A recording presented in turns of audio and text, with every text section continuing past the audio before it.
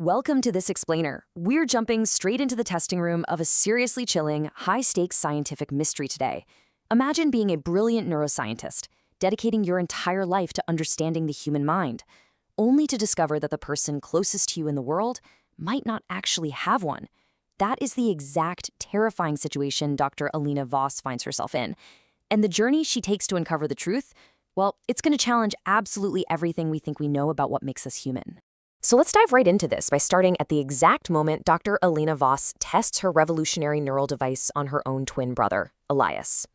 Elena had spent her whole life trying to understand him. They shared a womb, they shared their mother's sharp green eyes, but Elias was, he was always different. When their mother passed away, Elena sobbed until she was physically ill, right? But Elias organized the funeral with flawless efficiency and this polite, detached curiosity. The world just called it high-functioning sociopathy. But Elena felt it was something else entirely. So she hooks him up to her life's work, fully expecting to find maybe suppressed trauma or some cold detachment. Instead, she flips the switch and she was completely unprepared for just nothing. Section 1. The Neural Empathy Project. To really grasp this terrifying discovery, we first need to look at Elena's life's work, the bridge.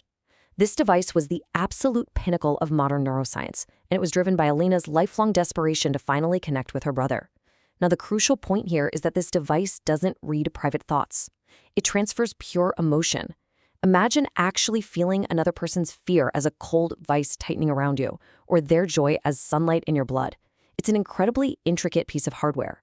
In her clinical trials, Elena had safely experienced the vivid, overwhelming emotional landscapes of trauma survivors and people deeply in love. It worked perfectly. The tech was built to translate the invisible, internal world of human feeling into a shared physical experience. Section 2. Entering the void. All right, this brings us to a pivotal rainy Thursday when Elena decides to finally test this device on her brother. He shows up at the lab looking perfect, as always, even making light of his reputation as the family monster. Elena just desperately wants to prove that deep down, her brother is human. But the stark, undeniable difference that popped up on the screen was staggering. When she ran the connection protocol, Elena's own signature was exactly what you'd expect from a human being. It was rich, complex, vibrating with life. But Elias' side? Entirely blank. And it wasn't just a quiet mind. It was a complete and absolute null reading that pressed against Elena's consciousness like a heavy, freezing vacuum. What's truly terrifying here is that this wasn't just a case of heavily suppressed emotion. Elias literally lacked the foundational architecture to feel anything at all. Think about that for a second. Emptiness usually implies a container that just happens to have nothing inside it right now. But what Elena felt through the bridge was the terrifying realization that there was no container to begin with. He was physically incapable of producing an emotional baseline. There was just this endless, patient, calculating silence. Driven by the absolute horror of that null reading, Elena goes into full panic mode. It's 3:17 a.m. She goes back to the lab, and she frantically pulls every single MRI, fMRI, and genetic panel Elias has ever had. On paper, they always looked perfectly normal. For 30 years, she just assumed the medical equipment wasn't sophisticated enough to detect whatever micro-emotions Elias was hiding. But sitting there in the dark, she has this chilling realization. The machines were right all along. They couldn't measure his emotions because he didn't have any. Section 3. The Aegis Genomics Secret. This frantic investigation leads her from interrogating her father in Switzerland all the way to a retired scientist in Oslo. And what she uncovers is a highly unethical, split-second medical substitution that redefines her entire family. She needed the unvarnished truth about the night they were born. Finally, her father confesses. After 3 miscarriages back in the 90s, they turned to a shadowy company called Aegis Genomics for an experimental IVF program. While their mother was carrying the twins, there was an accident at a remote clinic in Iceland. The natural embryo meant to be Elena's twin failed, and in that desperate moment, the company offered a replacement, a contingency they coldly referred to as a viable backup. They claimed it was fully human, just optimized. Section 4. Biology without emotion. Finding Dr. Sabine Moreau in Oslo finally gives Elena the terrifying answer to the ultimate question. If Elias isn't human, what exactly is he? Dr. Moreau confirms that Elias was a synthetic prototype created by Aegis Genomics. He completely bypassed millions of years of human emotional evolution. He was grown from viable neural tissue on a synthetic scaffold. This prototype was never actually meant to be implanted into a human mother, but when the natural embryo failed, the team made a drastic, completely unauthorized decision. They swapped it in. If we break this down, we can see exactly why Elias can simulate empathy so flawlessly. He has literally zero competing emotional noise getting in the way. Human biology is incredibly messy. We're driven by emotional centers that cloud our judgment with joy, fear, love, panic, you name it. But Elias's nervous system uses an entirely different foundational architecture. The codes for joy and pain were literally never written into his biology. He navigates the world purely through pattern recognition and reward prediction. When he says the exact right thing at a funeral, it's not because he feels bad. It's because his intellect recognizes the optimal pattern of behavior required for that specific scenario. Now, the most chilling part happens when Elena gets back to the institute and confronts Elias.